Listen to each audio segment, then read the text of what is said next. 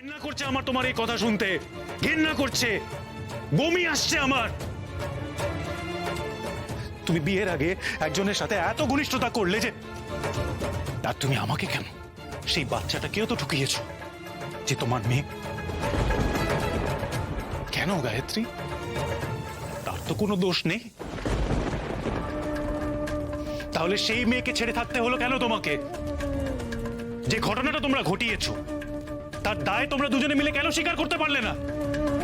তুমি তুমি ভুল বুঝছো সবটা প্রকাশ।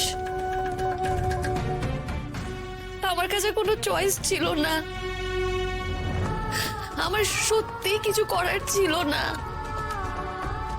আমি আমি বাধ্য হই। চুপ, একদম চুপ। আমার সহ্য হচ্ছে না তোমাকে আর। এনাফ ইজ এনাফ গায়ত্রী, অনেক হয়েছে, আমি আর কিচ্ছু জানতে চাই না। শোনো, আজ এই বাড়িতে তোমার শেষ দিন। তুমি এক্ষুনি চলে যাবে এই বাড়ি থেকে। বেরিয়ে যাও এখান থেকে, বেরিয়ে যাও। খবরদার, খবরদার, তুই যদি আমায় ডাকে ডেকেছিস। আমি তোর মেসমণি নই,